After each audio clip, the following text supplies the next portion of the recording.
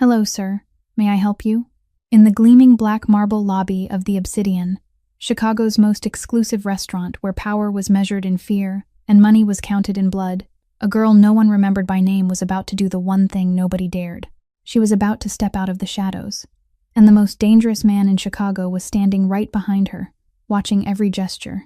27-year-old Gemma Aldridge pressed herself against the lobby's far wall, clutching a cleaning cloth like a shield. This quiet girl had perfected the art of invisibility in this dark empire, where survival meant keeping your head down and your mouth shut. For 5 months, she'd scrubbed tables and served powerful men who never once looked her in the eye, learning that quiet kindness wasn't just mistaken for weakness here. It was dangerous, especially when someone like Renata Solis, the sharp-tongued senior manager who crushed anyone she saw as a threat, was always watching. But Gemma wasn't just a cleaning girl with tired hands. Every night after her shift, she'd rush home to a cramped apartment on the south side where her mother lay bedridden, needing medication Gemma could barely afford, and where her 17-year-old brother Theo, deaf since birth, waited for the only person in the world who spoke his language. She'd learned sign language at 13, sitting cross-legged on a damp bedroom floor, replaying online videos until her fingers could say what her voice couldn't always convey. "You're not alone. I'm here. You matter." The hostess's frustrated voice pierced the morning calm. "Sir, I'm sorry, but I don't understand what you're trying to tell me." A distinguished man in his 40s stood before the marble desk, his hands moving in elegant, desperate gestures. His eyes held the patient sadness of someone accustomed to being misunderstood. Gemma's heart clenched. She recognized that look, the same resigned disappointment she'd seen in Theo's eyes countless times. At the doctor's office when no one could explain what was happening. At family gatherings where conversations flowed around him like a river around a stone. The same helpless frustration that had driven her to learn a whole new language just so her little brother wouldn't have to eat dinner in silence. Her hands tingled with the familiar urge to help, but doubt crept in like ice water. This wasn't her place. She was nobody, just a cleaning girl who scrubbed tables and disappeared before the powerful men arrived. In a place like the Obsidian, stepping out of line didn't just cost you your job, it could cost you everything.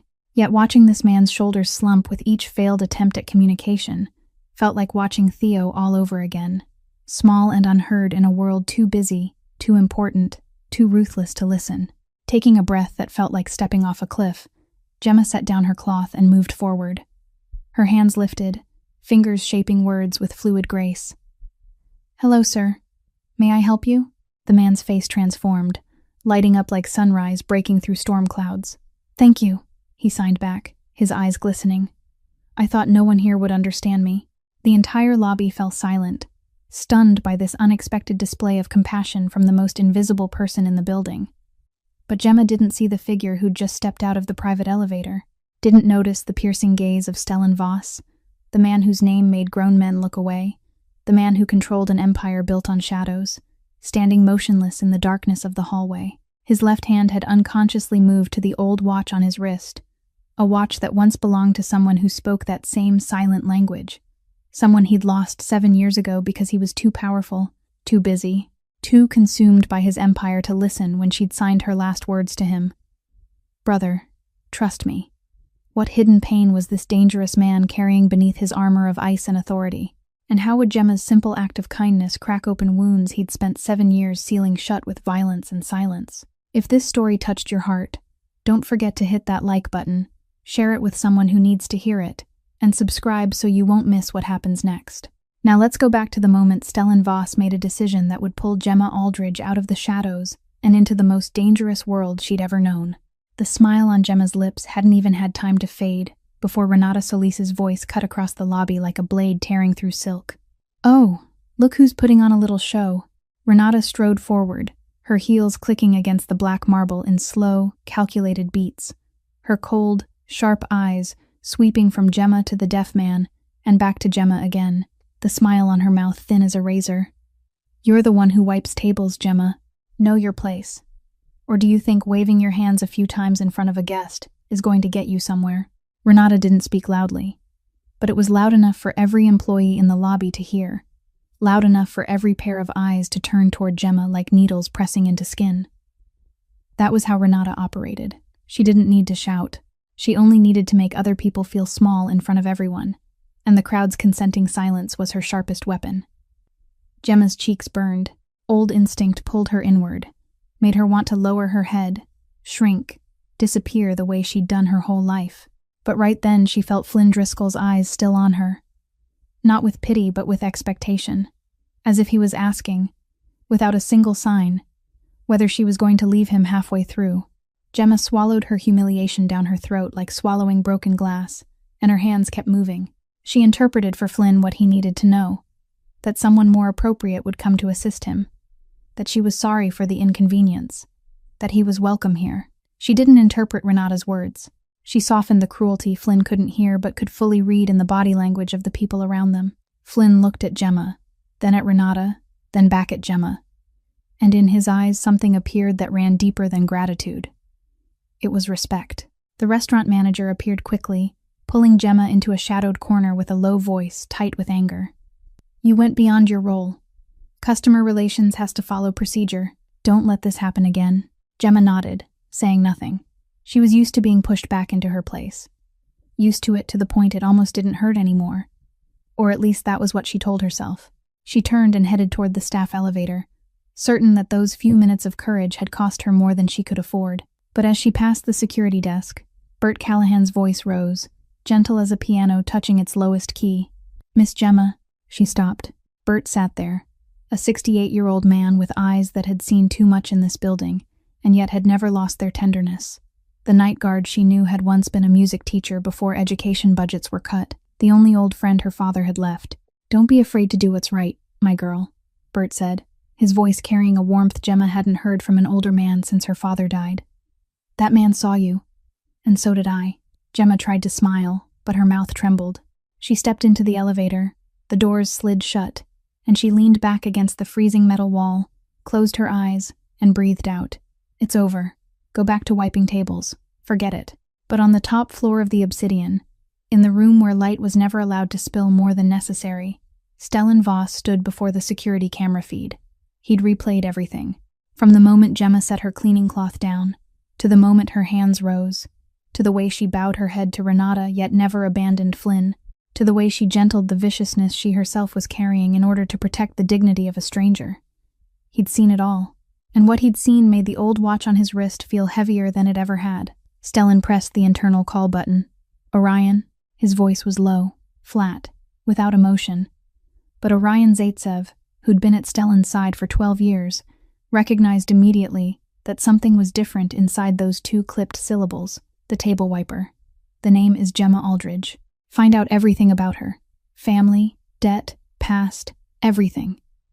Orion nodded without asking more. In Stellan Voss's world, when he wanted to know someone, that person had stepped into a circle no one walked out of on their own. Stellan turned back to the screen, rewound to the moment Gemma signed to Flynn, and his finger stopped on the instant she formed her first sentence. "Hello, sir. How can I help you?" He watched those hands move, and 7 years of memory crashed over him like a tide. Margot had said that too.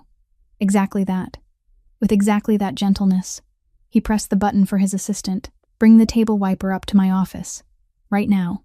Gemma Aldridge didn't know that from this moment on, she wasn't invisible anymore. And in Stellan Voss's world, once he'd seen someone, they could never go back to their old life.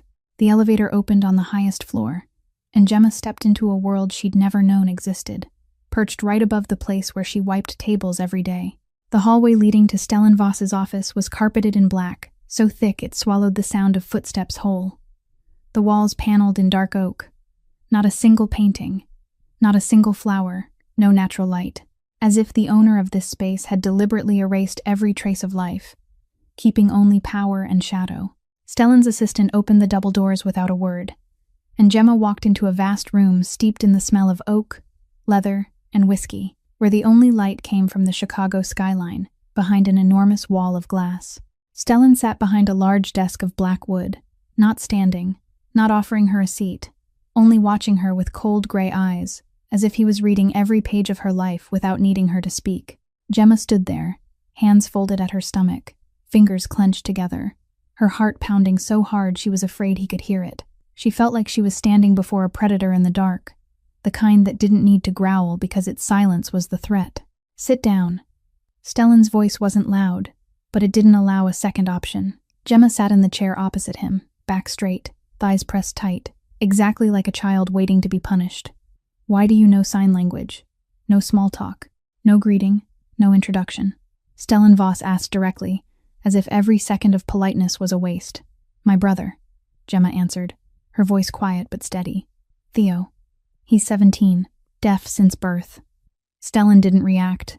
No nod, no change in expression, only that still, frightening gaze fixed on her. But that very silence pulled Gemma into speaking more, as if the emptiness had to be filled, and Theo's story was the only one she knew how to tell. For years, no one in my family could communicate with Theo. My mother's sick. My father died. Every dinner, Theo would sit there in silence, watching everyone talk, understanding nothing. Gemma's voice grew softer, but her eyes began to light in a way only love could ignite. I started learning sign language when I was 13. I taught myself. I sat on my bedroom floor, rewinding videos over and over until my fingers could say what my mouth couldn't always say fast enough. That you're not alone. That you've got me. The room was so quiet Gemma could hear the wall clock ticking. Then she noticed a small movement. Stellan's left hand had slid down to his right wrist, his fingers touching the old watch, turning it slowly, unconsciously, like a habit sunk deep into bone. Gemma looked at the watch. It didn't fit his expensive black suit, didn't fit this $1,000,000 room. The watch was small, the face slightly scratched, the leather strap worn thin, clearly a woman's watch. She didn't understand why the most powerful man in Chicago wore a cheap old watch on his wrist. But she saw something crack, something tiny, behind those cold gray eyes as he listened to her talk about Theo. Just a flicker. So fast she wasn't sure she'd truly seen it. Your devotion to your brother says a great deal about your character, Stellan said, his voice returning to perfect control, as if that brief softness had never existed. From now on, you'll serve specifically for my meetings with Flynn Driscoll, not as a table wiper, as my personal interpreter. Gemma opened her mouth, but Stellan kept speaking before she could object. 5 times your current pay, paid weekly. Those numbers flashed through Gemma's mind like lightning. Medicine for her mother this month. The hospital bill still unpaid. Theo's tuition at the deaf school 2 months behind. She knew this wasn't a normal job. She knew the obsidian held a darkness she'd only brushed the surface of. She knew that sitting across from Stellan Voss and saying the word yes might be the most dangerous decision of her life. But she also knew that tonight, when she went home, her mother would still need medicine, Theo would still need school, and the refrigerator would still be nearly empty. She didn't have the right to refuse. I accept. Stellan nodded once, as if he'd already known what her answer would be. Gemma left the office with her head spinning, not knowing whether she'd just been saved or whether she'd just stepped into a trap. But she knew one thing. The way Stellan looked at her when she spoke about Theo wasn't the look of a boss evaluating an employee. It was the look of someone remembering something he'd lost a long time ago. And that memory hurt so much, he had to turn the old watch on his wrist just to give his hands something to do instead of shaking. Down on the ground floor, Bert Callahan was waiting beside the security desk. He didn't ask what had happened. He could read the answer on Gemma's face. What does he want, my girl? He's giving me work as an interpreter for his clients, Gemma said. Bert was silent for a long moment. His eyes that had watched people walk into this building and never come back the same, darkened a little. My girl, Bert said, his voice gentle but each word heavy as lead. He's not a bad man. But his world is. Being noticed by Stellan Voss isn't a good thing. Gemma looked at Bert, and for a moment she saw her father's shadow again in the worry inside the old guard's eyes. She wanted to ask more. She wanted to ask what he knew and wouldn't say. Wanted to ask why Stellan wore a woman's watch on his wrist. Wanted to ask what had happened to the people Stellan Voss had noticed before her. But Bert had already turned back to the security monitors, and his silence was a clearer answer than any words could have been. There were questions that, in the Obsidian, you were better off never asking. 3 days passed, and Gemma had started to adjust to the new rhythm. Every morning she still came to the Obsidian, but instead of holding a cleaning cloth, she was led into a small room behind the kitchen to prepare documents for the informal meetings between Stellan and Flynn Driscoll. The first 2 meetings were quiet, just the 3 of them, and Gemma interpreted with hands that grew more confident inside a closed space where no one judged her. Flynn treated her with a respect she'd never received from anyone in this building, always signing slowly so she could keep up, always nodding encouragement when she captured his meaning correctly. Stellan simply watched, offering no praise and no criticism, only looking at her with gray eyes she couldn't read. But on the morning of the third day, everything changed completely. Flynn returned for an official meeting, and this time it wasn't a private 3-person session, but a presentation in front of Stellan's entire public-facing leadership. The large conference room on the 20th floor held a long wooden table with 14 seats, and in each seat sat someone Gemma had never dared to meet in the eye.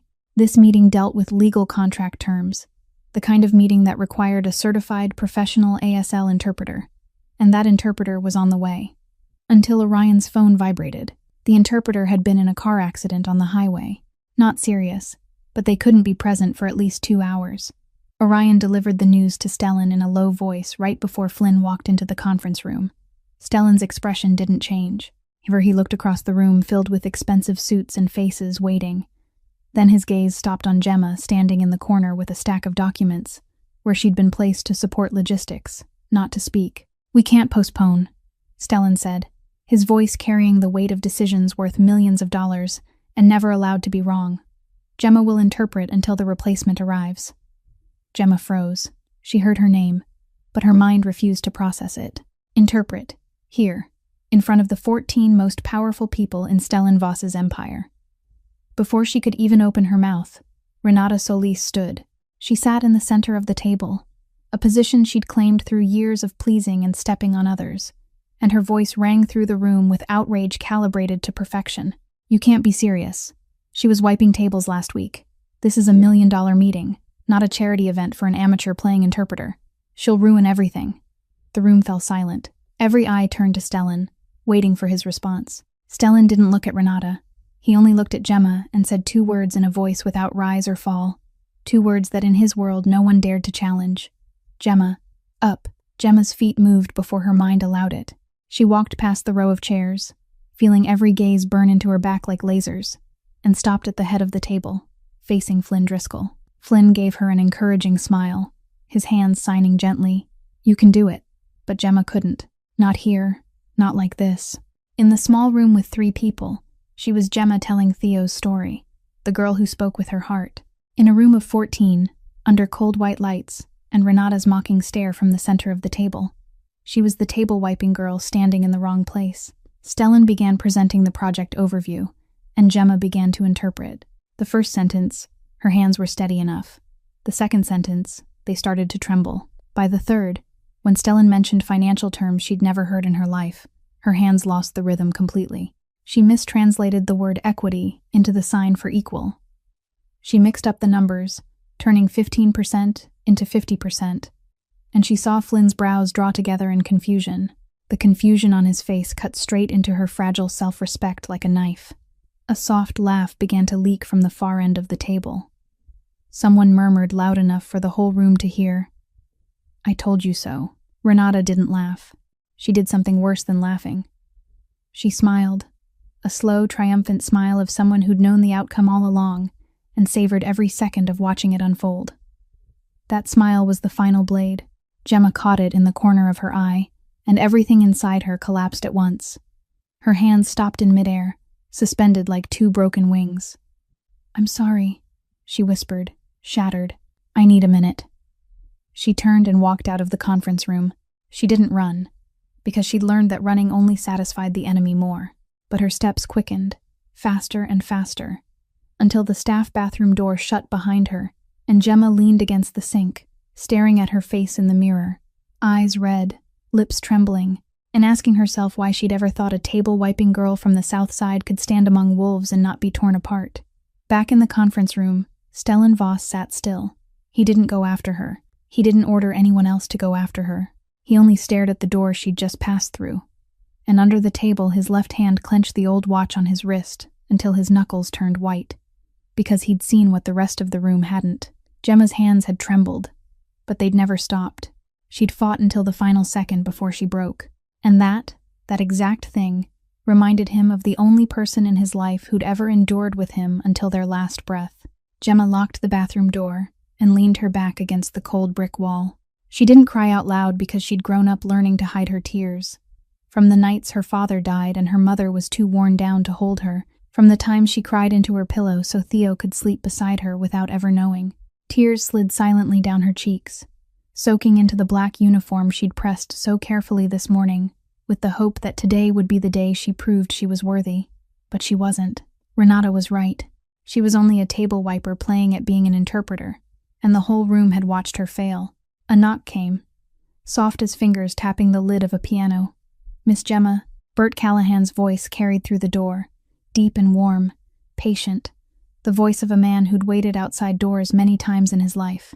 Not bathroom doors, but practice room doors, where so many children had locked themselves inside because they were afraid they weren't good enough. Gemma opened the door. Bert stood there, holding a clean white handkerchief folded into a neat square, his face weathered by 68 years and softened by a gentle worry Gemma had only ever seen before in one man, her father, on nights he'd sat by her bed after kids at school mocked her. Bert offered the handkerchief without a word, waited while she wiped her eyes, waited until her breathing eased, then spoke. "No one is good on the first try, my girl. I taught music for 37 years. Do you know what I learned?" Gemma shook her head. "The students who are afraid they aren't good enough are always the ones who care the most. And caring, that's where all real talent begins." Bert looked straight into her eyes. "The person who truly saw you today was you, Gemma. You saw someone who needed help, and you stepped forward. You failed the technical part, but you never failed the human part. That isn't failure.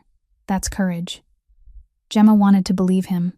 She wanted to believe his words weren't just empty comfort, but the soft laughter in the conference room still rang in her ears, and Renata's triumphant smile still burned behind her eyelids every time she blinked. "What if I'm not good enough, Bert? What if Renata's right?"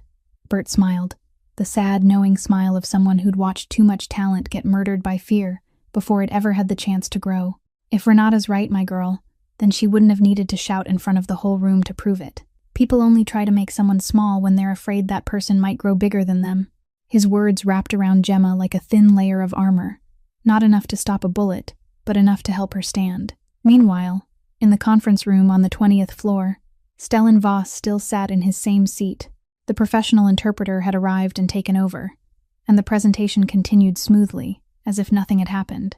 But Stellan wasn't listening. He sat there with his eyes on the new interpreter, but his mind was somewhere else, 7 years back, in the blinding white hospital room where Margot lay for the last time. His sister, her thin hands trembling on the hospital blanket, had signed her final words to him right before he walked away because of an urgent call from Orion. "Brother, trust me." He hadn't trusted her. He'd chosen the Empire over his sister. And when he came back, Margot was gone. Now, sitting in the conference room, he saw Gemma's trembling hands again from moments ago, hands that fought until the final second, hands that refused to stop until their owner couldn't bear it anymore. And he realized that was exactly how Margot had lived. Stubborn, gentle, brave to the end even when the whole world wouldn't listen. Under the table, his hand tightened around the old watch. And for the first time in 7 years, its weight wasn't only pain. It was something else too. Something he'd forgotten a long time ago. Hope. The meeting ended. The professional interpreter gathered the documents. People rose from their seats. And then Flynn Driscoll did something no one in the room expected. He lifted a hand to signal everyone to stop, his eyes sweeping the room before settling on Stellan, and his hands began to sign slowly, clearly, one word at a time, so the professional interpreter could translate for the entire room. "I want to request one thing. Tomorrow's private meeting, I want Gemma to interpret, specifically. Only her." The room went rigid. The professional interpreter stopped mid-motion and stared at Flynn as if he'd misspoken. Renata, who was rising with her triumphant smile still on her lips, suddenly went pale. Stellan tilted his head slightly, his voice careful. "Are you sure?" Flynn didn't hesitate for a second. "I've worked with many interpreters throughout my career. Most of them translate words perfectly. But Gemma translates something more important than words. She translates intention. She translates emotion. This project doesn't need technical perfection. This project needs someone who understands that communication is a connection between people, not just a transfer between two languages." Flynn paused, then added a line that made the entire room hold its breath. "And I can tell you that in more than 20 years of work, I've never requested anyone by name. This is the first time." Renata sank back into her chair as if someone had pulled all the bones out of her legs. The triumphant smile she'd worn throughout the meeting vanished without a trace. replaced by something Gemma wasn't there to see, but everyone in the room recognized: fear. Because Renata understood better than anyone that in this world, when a partner worth hundreds of millions speaks, every piece on the board has to be rearranged, and the table-wiping girl she'd despised had just been placed on a square Renata couldn't touch. "Tomorrow," Stellan said, his voice revealing no emotion at all. "Gemma will be present." No one in the room knew that at that moment, down below, Gemma was standing in front of the bathroom mirror, drying her tears with Bert's handkerchief, drawing a deep breath, and preparing to go back to wiping tables because she believed her chance was over. She had no way to know that her chance was only just beginning. Gemma received a message from Stellan's assistant at 5 o'clock in the morning. "Be in Mr. Voss's office at 6. She read it 3 times, certain it was a termination notice. She dressed in the dark so she wouldn't wake her mother. Paused at Theo's room to see him asleep, curled on his bed with an open book folded face down on his chest, then stepped out of their Southside apartment before dawn, her chest heavy with the thought that this month she'd have to beg the diner for extra night shifts to make up for the pay she was about to lose. When she entered Stellan's office, pale gold sunrise had just begun to leak through the glass wall, and for the first time since she'd set foot on this floor, there was natural light in the room. Stellan stood with his back to her, his silhouette cutting across the Chicago skyline, and Gemma realized he'd been here long before she arrived, maybe all night. "Sit down, Gemma." She sat, hands folded on her thighs, and waited. She waited for the sentence. She waited for the words "you're fired," the words she'd practiced swallowing tears to hear all the way here on the bus. But the first thing Stellan said when he turned to face her wasn't a sentence. "You need to understand one thing about yesterday." He sat down, not behind his desk, but in the chair opposite her, closer than usual, close enough for Gemma to see the faint shadows under his eyes, and realize that last night Stellan Voss hadn't slept either. Flynn's request wasn't random. He's been evaluating this company for months, deciding whether we're worthy of partnering with him or not. Gemma frowned. "Evaluating?" "Yesterday's presentation wasn't only about the project," Stellan said, his voice lower than usual, as if each word was weighed before he let it fall. "It was a character test. Flynn wanted to know what the people in that room would do when pressure hit, when things fell apart." He paused, gray eyes fixed on her. And the answer he got was very clear. "Everyone in that room watched you break and chose judgment. Some laughed, some whispered, some smiled because they enjoyed seeing someone else fail." He leaned forward slightly. "Everyone, except you. You didn't defend yourself. You didn't blame anyone. You didn't justify. You chose to be hurt instead of protecting yourself. And that, Gemma, is what Flynn has looked for in every partner and almost never found." Gemma sat still, not knowing what to say. She'd come here ready to be dismissed, and instead, she was being told that the biggest failure of her life had turned out to be the thing that proved her worth.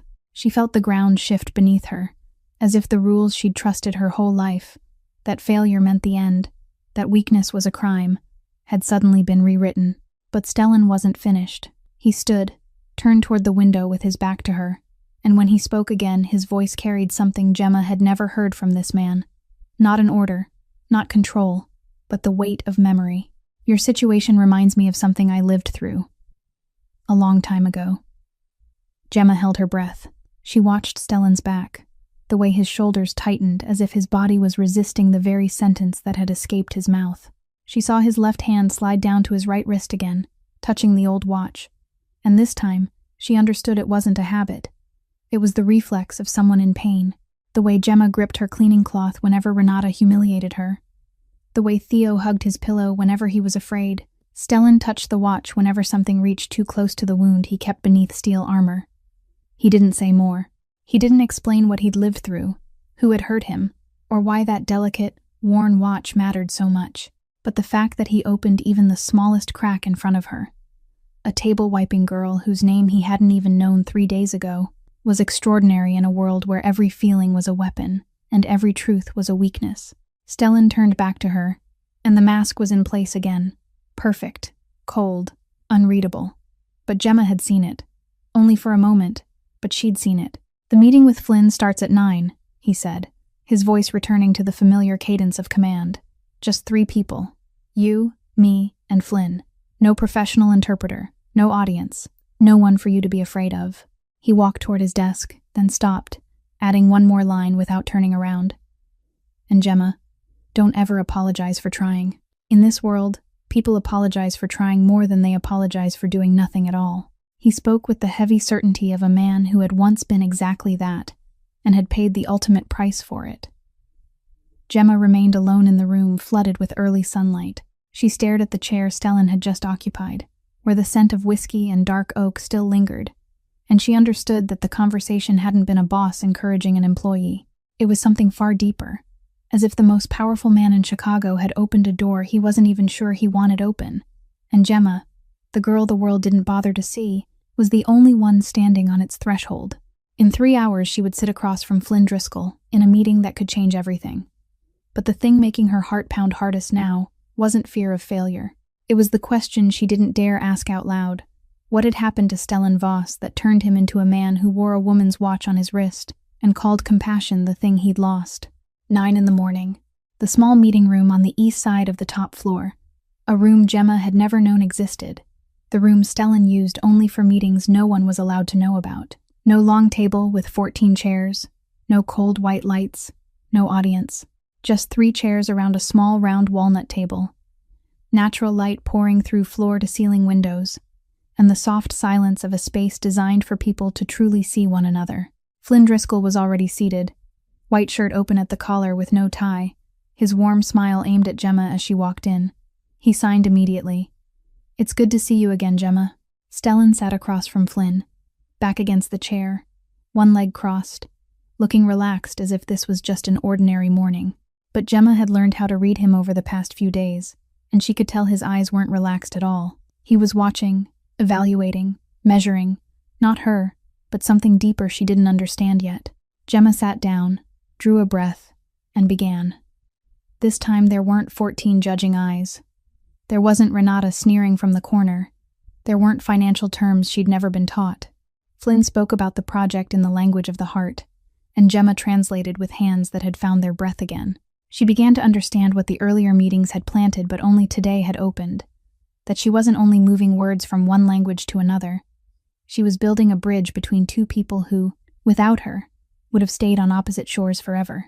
She started noticing the small moments a professional interpreter might miss, the way Flynn tilted his head when he spoke about what truly mattered, the way his fingers slowed when he held emotion back, the way he closed his eyes for a single second before signing the word barrier, as if that word carried personal weight. And she translated all of it, not only with accurate words, but with cadence, with silence, with the way she softened her voice when Flynn lowered his hands, with the way she paused exactly when he needed a pause. Flynn shared his vision. This project wasn't just real estate or numbers. It was a model of inclusion for people with disabilities across the country, a place where the deaf, the blind, and those with mobility disabilities weren't objects of pity, but partners treated with respect. Flynn wanted to build a community every other business would have to follow, and he needed a company large enough to execute it, and real enough not to turn it into a publicity stunt. Gemma translated each sentence with her heart beating harder, because with every line Flynn signed, she saw Theo. She saw her brother in every barrier Flynn described, in every door that stayed shut, every job interview where someone decided no before Theo ever had the chance to lift his hands. She saw her mother in an emergency room, lifting her hand to call a nurse, and no one coming because her voice wasn't loud enough. She saw herself at 13, sitting on the floor of a damp bedroom, rewinding videos over and over because she couldn't bear another dinner where her brother sat in silence. Then Flynn paused. His hands rested on the table, and his eyes locked on Gemma, not looking past her the way people looked at an interpreter as a tool, but looking into her as a person. "Gemma, I need to tell you something important. This meeting, this project, is bigger than you think." Stellan straightened, his attention sharpening. Flynn continued, signing slowly, carefully, each word carrying the weight of a decision considered for a long time. "This model needs a leader, not someone who understands inclusion as a concept from a textbook. Someone who's lived it. Someone changed by caring for someone else. Someone who understands from the inside what it feels like to be left behind." He paused, then signed the sentence that made the air in the room go solid. "I'm recommending Gemma to lead the entire Inclusion Communications division for the project, not as an assistant, not as a coordinator, as director." Gemma's hands froze in midair. She was translating, And suddenly she couldn't translate anymore because her mind refused to process what her fingers had just read. Director. Her. The table-wiping girl from the South Side with worn heels and an empty refrigerator. It couldn't be. It can't, she whispered, almost inaudible. I don't have a degree. I don't have experience. I didn't even finish college. Flynn smiled, the patient smile of someone who'd heard that line from himself his whole life and knew it was wrong. You've got something better than a degree, Gemma. You've got sincerity. You've lived with the communication barriers we're trying to solve. You understand inclusion not from a book, but from dinners with your brother, from emergency rooms with your mother, from 14 years of speaking with your hands, so someone you love wouldn't have to sit alone inside their own world. The room stayed quiet. Gemma looked to Stellan. He sat there, face unreadable, but his eyes, for the first time since she'd met him, weren't cold. Not warm, but not cold, like the first crack in a frozen lake when spring touches it. Flynn is right, Stellan said, his voice low and slow, each word placed like a brick in a wall. Technical skill can be taught. Experience can be built. A degree can be earned. But what you showed in the lobby that day, that instinctive compassion that made you set down the cleaning cloth and step forward to help a stranger even knowing you'd pay for it, that can't be trained. It's real or it isn't. And yours is real. Gemma felt something break inside her. Not in a painful way, but like a dam giving way and a river finally allowed to move. Everything she'd held down, every night she'd told herself she wasn't good enough, every time she'd lowered her head because she believed her place was on the ground, all of it rose at once and spilled over her lashes. She cried, right in front of Stellan Voss. Not the hidden, muffled crying in a bathroom stall, tears that ran freely down her cheeks. Silent, unmasked. The first time in her life she didn't try to make herself smaller in front of anyone. And Stellan didn't look away. He sat there watching her cry, and he didn't tell her not to, didn't offer tissues, didn't act impatient. He only watched, as if her tears were something he'd forgotten human beings could have, and he needed to see them one more time in order to remember. Flynn signed gently from the other side of the table. Don't ever be afraid when you've got the language of the heart. It's guided you perfectly to this moment. Gemma wiped her tears with the back of her hand, pulled in a trembling breath, and nodded. A nod not because she believed she was good enough, but because for the first time in her life, two men looked at her and didn't see the table-wiping girl, didn't see pity, didn't see a charity project. They saw her, and that was worth trying for, no matter how scared she was. When she left the meeting room, Gemma felt like a completely different person from the girl who'd walked in, but she also felt something she couldn't yet name. That the way Stellan looked at her while she cried wasn't only the look of a boss evaluating an employee, or even the look of a man watching a woman. It was the look of someone who'd run out of tears a long time ago, standing on the bank of someone else's river, thirsty. 2 weeks later, the contract signing ceremony took place in the grand lobby on the second floor of the Obsidian, the space Gemma had once only been allowed to enter to wipe tables before the guests arrived. Now she stood at the front of the room, to the right of Stellan Voss and to the left of Flynn Driscoll, her hands the only bridge connecting the two shores of a deal worth hundreds of millions of dollars. The room was packed. Stellan's public-facing leadership sat along both sides of the long table. Flynn's legal partners flew in from New York. Lawyers on both sides stacked documents into tall piles. And at the back of the room, leaning against the wall with her arms folded, Renata Solis watched with eyes Gemma had learned to recognize from a distance. The eyes of someone waiting for an opening. But today, Gemma wasn't the Gemma from 2 weeks ago. Over the past 2 weeks, she'd worked with Flynn every day, learning legal terms in sign language late into the night, memorizing every clause until her fingers could translate them in her sleep. Over the past 2 weeks, Stellan had quietly arranged for her to be trained by the best professional interpreter in Chicago, not because he doubted her, but because he wanted no one to be able to doubt her. And over the past 2 weeks, every morning there was a hot cup of coffee on her new desk, and no one ever admitted to placing it there. The ceremony began. Flynn laid out the project vision, and Gemma interpreted beside him, her hands moving with a confidence that surprised even her. Not the confidence of someone who knew everything, but the confidence of someone who knew she was doing the right thing. She translated not only with precise words, but with the emotional cadence she'd learned from Flynn, slowing when he spoke about barriers, turning stronger when he spoke about hope, pausing for exactly one beat when he held back feeling. The room listened. Even the most powerful figures in Stellan's empire. People who'd never bothered to look at Gemma when she was still wiping tables, were now watching her hands as if they were seeing something they'd never seen before. Then Renata struck. She'd waited for the exact moment. Flynn paused between two sections of his presentation, a silence just long enough for a voice to cut in without being called an interruption. Renata stepped away from the wall, her heels tapping slowly on the wooden floor, and her voice rose with a calmness measured down to each syllable. "I'm sorry to say this at an important moment like this, but I think all of us need to face the truth." The entire room turned to her. Renata continued, her gaze sweeping the room like a lawyer addressing a jury. "Gemma Aldridge is a table-wiping employee. She doesn't have a degree. She doesn't have a professional ASL certification. She doesn't have a single day of experience in communications. And we're about to sign a contract worth hundreds of millions of dollars based on, forgive me for being blunt, an amateur performance." Silence. The heavy kind of silence Gemma had once feared so much she wanted to disappear. The kind where every eye turned toward her, waiting for her to collapse again. But Gemma didn't collapse. Something had changed inside her since that morning in the small meeting room when Stellan said no one could train that. Since the moment Flynn looked her in the eye and said, "You've got something better than a degree." That something wasn't confidence. It was certainty. The certainty that she knew who she was and why she was standing here. Gemma drew a breath, straightened her back, and did something no one in the room expected. She turned to Flynn and began to interpret Renata's words verbatim. One word at a time. No softening, no trimming, no self-protection.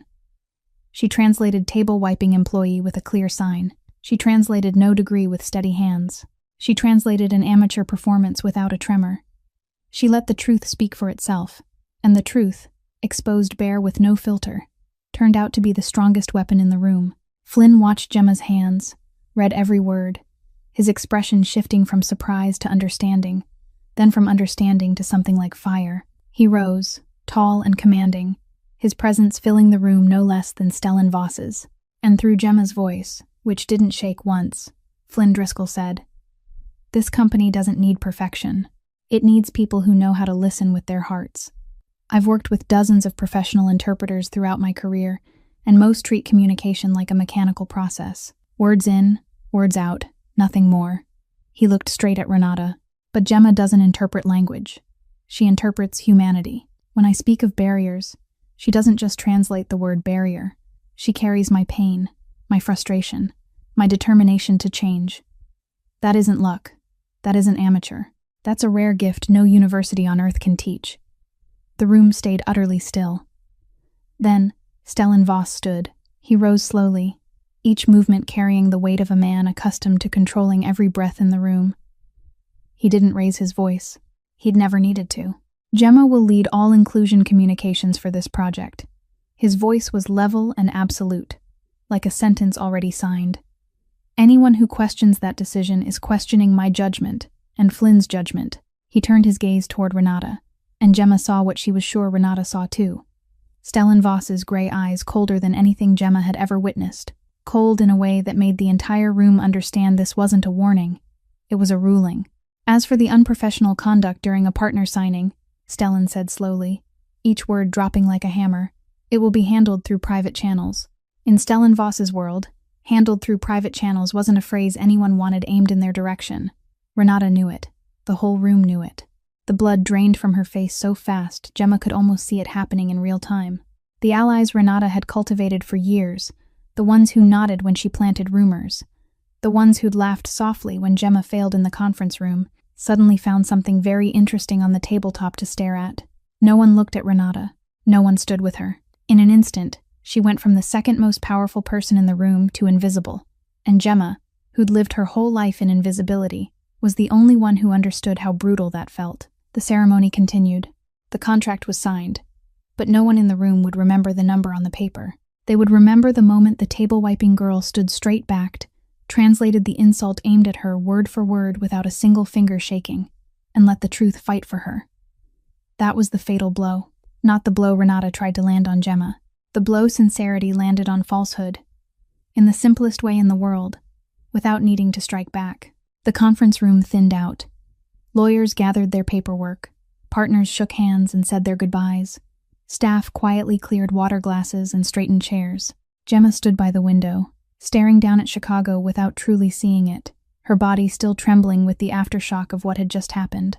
like a lake that keeps rippling long after the stone has sunk. She heard footsteps behind her. She didn't need to turn to know who it was, because she'd learned that Stellenvoss's footsteps didn't make ordinary sound. They made absence, the kind of absence where the air in a room thickened and everything else became quieter. He stopped beside her, one step away, looking out through the same glass. "You remind me of my sister." Gemma turned to him. Stellan didn't look back. He kept his eyes on the horizon, but he wasn't seeing Chicago. He was seeing something far away, far deeper, far more painful. "Margot," he said the name as if it scraped his throat every time it passed through. She was deaf from birth. Gemma held her breath. The watch on Stellan's wrist suddenly made sense. Every time he'd touched it without thinking, every time his fingers turned it when he listened to her talk about Theo, every small fracture she'd glimpsed behind those cold gray eyes, it all clicked into a complete picture, and the picture hurt so much Gemma wanted to close her eyes. "Margot was the only one who believed in me when no one did." Stellan went on, his voice lower than usual, slower than usual, as if each word was a stone he had to lift from the bottom of a well. "When I built all of this," he tilted his head slightly toward the room, "the building, the empire the whole city feared, Margot was the only one who told me power means nothing if there's no one to protect." He paused, and I didn't protect her. Gemma stayed perfectly still, afraid that any movement would make him shut the door he was opening. "7 years ago," Stellan said, and for the first time his voice carried something Gemma could only call an open wound. "I was sitting right beside Margot's hospital bed, but my mind was miles away, consumed by the hunt for a traitor in my organization. Orion called me with a lead, and I stood up to take it, walking toward the door just as she weakly lifted her hands to sign. Brother, trust me." But I didn't even look back to see her last words. He turned to Gemma for the first time since he'd started speaking, and in those gray eyes she saw something she was sure no one had ever been allowed to see. Not tears, because Stellenvoss had likely forgotten how to cry, but something heavier than tears. The emptiness of someone who'd punished himself every day for 7 years, and still never felt it was enough. "I was too busy," he said, and the word busy sounded like a curse in his mouth. "Too busy ruling the world to hear my sister begging. When I arrived, Margot was gone." Then Stellan did something Gemma never could have imagined. He lifted his left hand, unfastened the old watch from his wrist. The scratched face, the worn leather strap, the cheap woman's watch inside a $1 million empire, the watch he'd worn for 7 years without taking it off, and set it on the windowsill between them. "I wear it every day to remember that I failed the only person who mattered." Gemma stared at the watch on the sill, small and fragile inside a towering building made of shadow and fear, and she understood that this watch was the only thing in Stellenvoss's entire empire that truly held value. Everything else, money, power, the city's fear, it was armor he'd put on after losing Margot so he'd never have to feel pain like that again. "But today," Stellan said, and his voice shifted. No longer the voice of a man condemning himself, but the voice of someone trying to step over a threshold he'd stood before for 7 years without daring to cross. "Today I choose to trust you, not because you're perfect, because you understand communication is connection, not only information. Because you did what I didn't do for Margot. You listened." Gemma felt tears rise, but she didn't cry. Not because she was holding them back, but because this moment was too sacred for tears to touch. She met Stellan's gaze and spoke from the deepest place in her heart, the place where every word carried Theo's shadow, her mother on a hospital bed, the 13-year-old girl on a damp bedroom floor learning the sign for "I love you" until her fingers blistered. "I'm not trying to be a hero, Mr. Voss. I just don't want anyone left behind."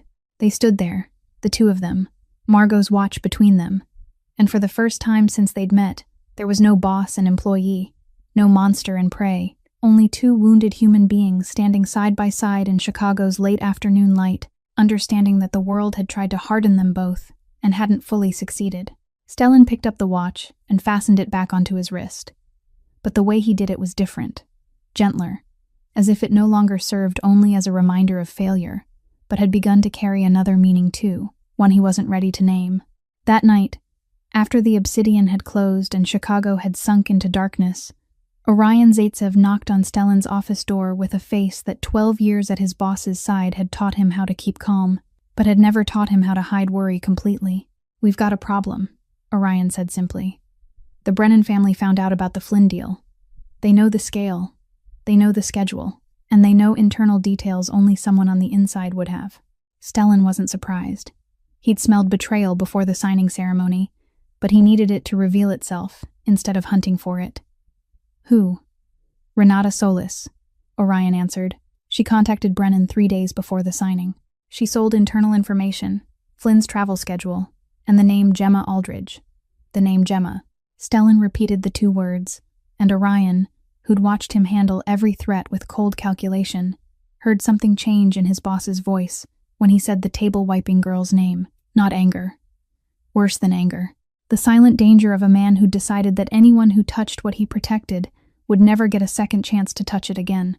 Protect Gemma, Stellan said, his voice flat as a lake before a storm, 24/7. She's not to know. And Orion, handle Renata. Clean. Orion nodded and left.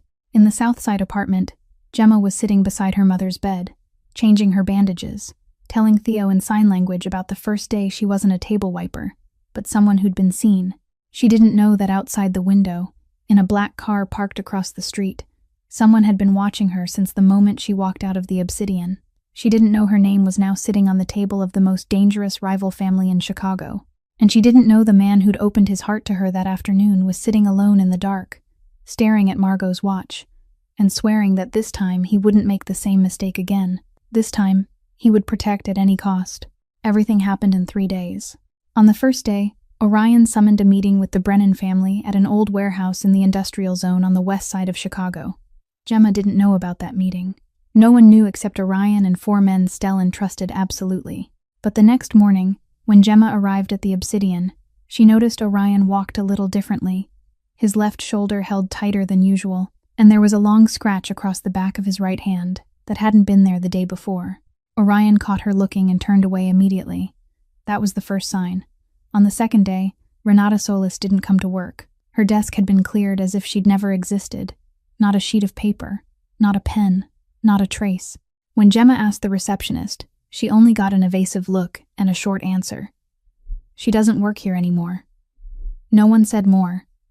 No one wanted to say more. And the way the entire building fell into silence together about Renata's disappearance, the way no one looked surprised or curious, that unanimous and absolute silence was what made Gemma's spine go cold more than any spoken threat ever could. On the third day, Gemma returned to the Obsidian to retrieve documents she'd left behind after an evening meeting. It was nearly midnight, the restaurant already closed, the lobby dark except for emergency lights washing pale over the black marble floor. She walked down the back hallway toward the staff exit and stopped when she heard an engine outside the rear door. Instinct told her to turn away, but her feet didn't listen. She peered through the narrow gap and saw 2 black cars parked close together. Lights off. Orion stood beside the first car in a long coat, face blank. 2 men Gemma had never seen stepped out of the second car, and both avoided looking Orion in the eye, the kind of averted gaze of men who knew they were standing in front of someone who could end their lives with a phone call. Then Stellan stepped out of the darkness behind the rear door. He wasn't wearing a suit. For the first time, Gemma saw him in a black shirt, with the sleeves rolled up, and even though she saw no weapon, no blood, heard no threat, the way the 2 men took a half step back when Stellan moved forward told Gemma everything she needed to know. Stellan said something she couldn't make out, his voice low and flat as midnight water. The 2 men nodded rapidly, the nod of people who didn't dare disagree. Then they got back in their car and disappeared into the Chicago night.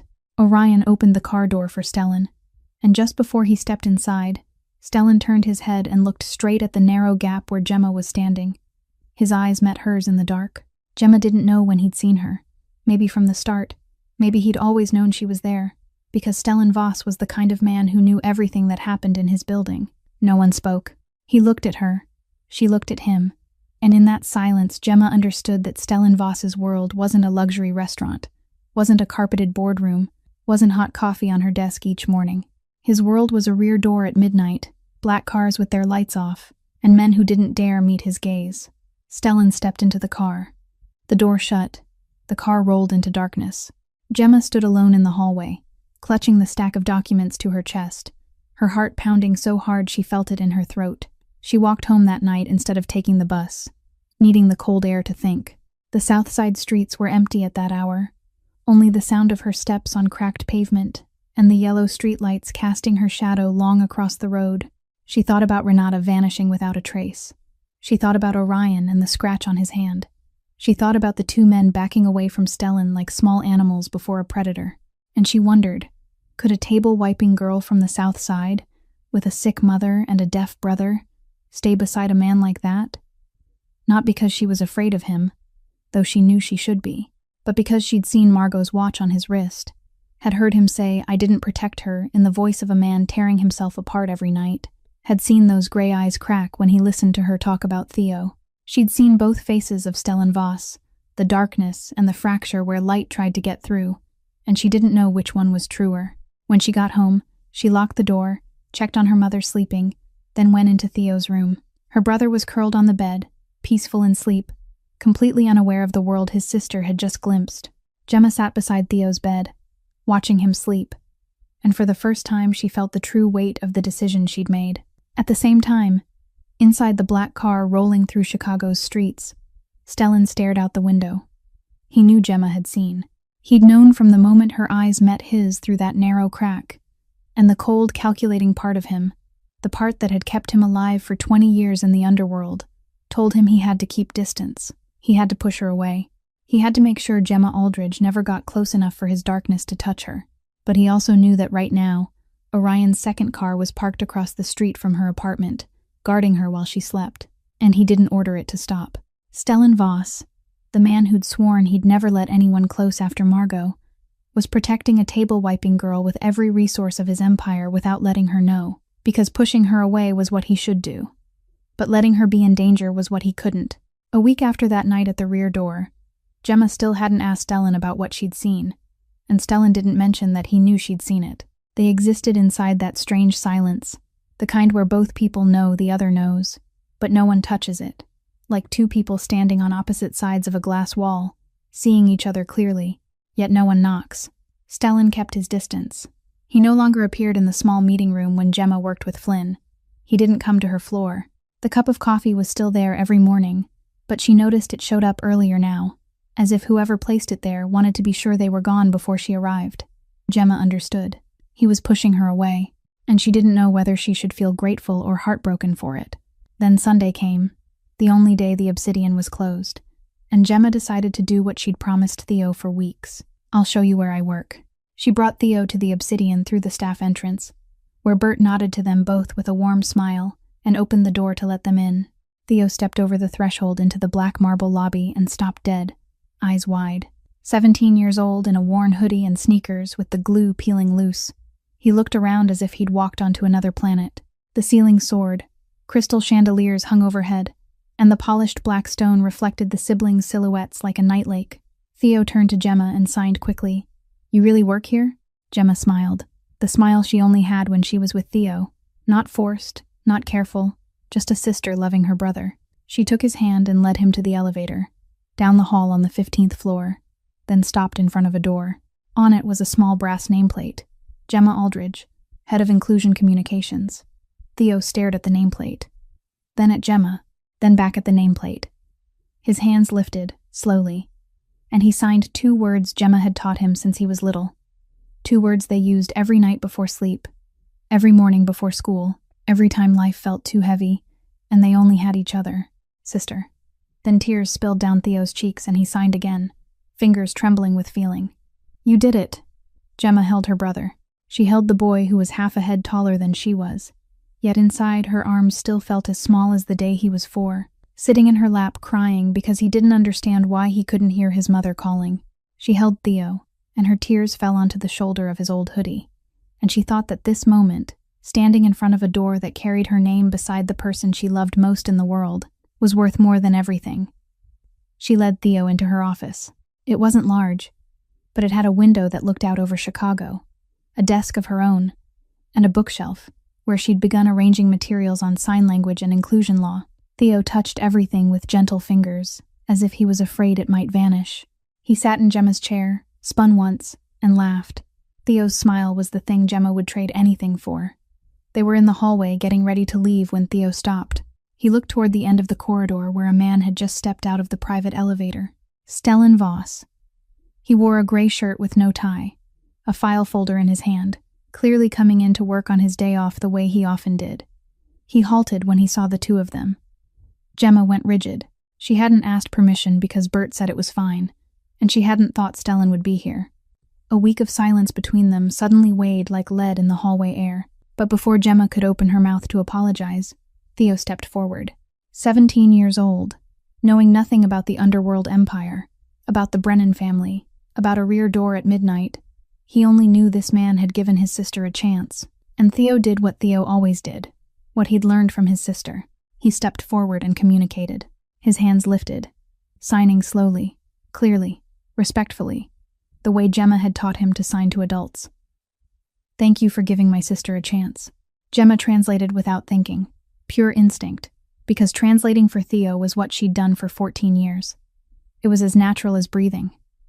Stellan looked at Theo, then he looked at the boy's hands, then he looked down at the watch on his own wrist. And what happened next was something Gemma would remember until her last day. Stellan Voss, the man all of Chicago feared, the man his own people didn't dare meet in the eyes, the man who controlled an empire with absolute cold, lowered himself. He went down onto one knee, slowly, until his eyes were level with Theo's. The hallway was empty. No guards, no audience, only Gemma standing 3 steps away with her hand over her mouth, and Bert at the far end of the corridor, still as stone, the old guard's eyes shining. Then Stellan lifted his hands, the most powerful hands in Chicago, hands that had signed sentences without paper, hands that had clenched into fists in the dark, hands that ruled an empire with gestures no one dared question. Those hands began to move, slowly, awkwardly, like someone speaking a language they'd tried to bury for 7 years. Yet the body still remembered. He signed, one word at a time, trembling, not perfect, grammar wrong in places, but clear enough for Theo to read. "Your sister is the bravest person I know." Theo smiled, bright and soundless, and nodded hard. He signed back, "I know, sir." Stellan rose. He didn't look at Gemma. He couldn't, because if he looked at her now, the armor he'd spent a week rebuilding would shatter completely.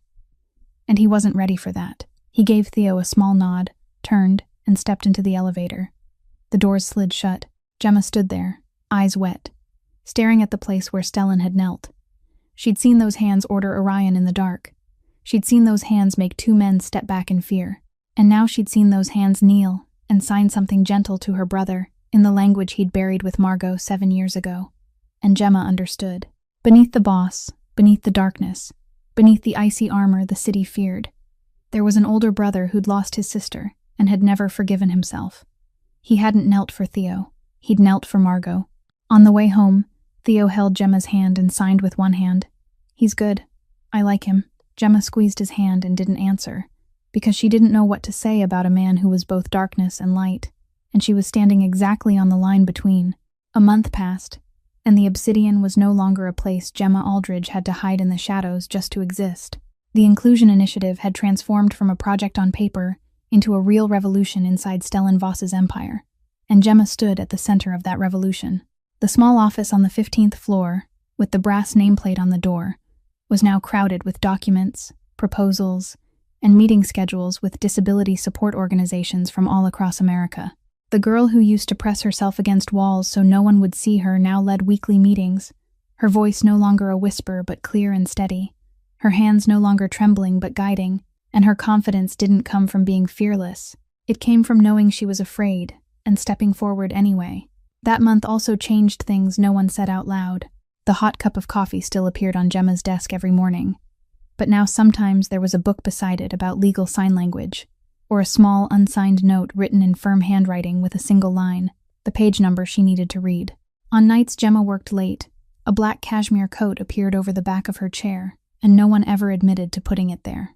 And when they happened to stand near each other by a window in a meeting room, Stellan stood 1 step closer than he had the month before. Just 1 step. But for a man who'd kept the entire world at arm's length for 7 years, 1 step was a revolution. On the official launch day of the project, the grand second-floor lobby of the Obsidian was packed. Representatives from disability support organizations, business leaders, community partners, reporters from 3 major Chicago newspapers. Flynn Driscoll sat in the second row with the proud smile of a mentor watching his student step to the podium, Bert Callahan stood at the security desk at the back of the lobby, wearing a suit Gemma had never seen him wear, the eyes of the 68-year-old man shining. And Stellan Voss sat in the front row on the aisle seat, the place where he could see her without needing to turn his head. Gemma stepped onto the stage, her hands signed in parallel with her spoken words, reaching both the hearing audience and the deaf audience seated in the reserved section at the front. 6 months ago, I was invisible, she began, her voice steady but her eyes bright, not because I chose it, but because I believed it was where I belonged. I believed kindness was something you did quietly in a corner, without disturbing the important work of the world. I believed someone like me, without a degree, without money, without power, didn't have the right to step into the light. She paused and looked down toward the front row. But I learned something. Kindness shouldn't be invisible. It should be a lighthouse, a bridge, a clear declaration that everyone, all of us, whether we speak with our voices or with our hands, whether we hear with our ears or with our eyes, deserves to be understood, to be respected, and to belong. The hall erupted in applause.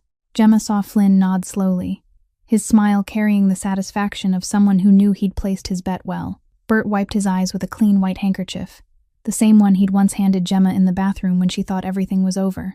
And Stellan sat still, his eyes never leaving Gemma, and for the first time since Margot died, the memory of his sister didn't bring tearing pain. It brought something else, lighter, warmer, closer to peace than anything he'd felt in 7 years. Because watching Gemma on the stage, speaking with her hands and speaking with her heart, he didn't only see the table-wiping girl stepping into the light, he saw proof that what Margot had believed, that kindness was stronger than power, was real. The ceremony ended. The crowd began to thin. The grand lobby emptied one person at a time, until only the last footsteps echoed through the lobby doors. Gemma stood alone before the glass wall, looking out at Chicago at night. The city skyline glittered like millions of stars someone had dropped onto the earth. She heard footsteps behind her, footsteps that created that familiar absence in the air. Stellan stood beside her. He didn't speak, shoulder near shoulder, one step closer than ever before. They stood in silence, watching the city breathe beneath them. And this silence wasn't heavy the way it had been before. It was light. It was peaceful. It was the kind of silence between two people who don't need words to understand. Then Stellan lifted his hands, slowly, the most powerful hands in Chicago, the hands that had knelt for her brother, the hands that had buried sign language with Margot 7 years ago and dug it back up for a 17-year-old boy in a worn hoodie. Those hands signed a single sentence. Not "I love you," because Stellan Voss wasn't ready for those 3 words and might need a long time before he ever was. He signed, "I see you." Gemma watched his hands, and tears fell, not from sadness, not from joy, but because the girl who'd lived 27 years in the dark, the table-wiping girl from the South Side no one bothered to look at, the girl who'd taught herself to speak with her hands on a damp bedroom floor so her brother wouldn't be alone, had finally been seen. And the one who saw her was the same man the whole city didn't dare meet in the eyes. Gemma didn't sign back. She only placed her hand over Stellan's hand, gently, and he didn't pull away. They stood there, hand in hand, in front of the glass wall, 2 silhouettes against the Chicago skyline, and from the security desk at the back of the lobby, Bert Callahan looked up with eyes shining and whispered to himself in a voice no one heard, yet somehow everyone could feel. At last, the girl has been seen. On the bus home that night, Gemma's phone buzzed. A message from Theo. No words, only a single emoji, the one he'd sent her every night before sleep since the day he got his first phone, a small star. Gemma smiled, her tears still not dry on her cheeks, and texted back, "A small star," because that was the language of the 2 of them. No sound, no words, only the knowledge that somewhere out there, someone was thinking of you. Gemma Aldridge's story is a reminder to all of us that kindness is never weakness, that the smallest act of care we offer can change someone's life, that the most invisible people are sometimes the strongest, and that every one of us deserves to be seen. Kindness always comes back. And your circle might be exactly what someone has been waiting for. If this story touched your heart, please hit like, share this video with someone you love, and subscribe to our channel to hear more meaningful stories every day. We'd truly love to know how you felt about this story. Have you ever been invisible in someone's life? Have you ever received a small act of kindness that changed everything? Share your story in the comments below. We read every line, and we're always hoping to hear what's in the deepest part of your hearts. Wishing everyone watching this video good health, a joyful life, and peaceful days ahead. Goodbye, and we'll see you in the next video.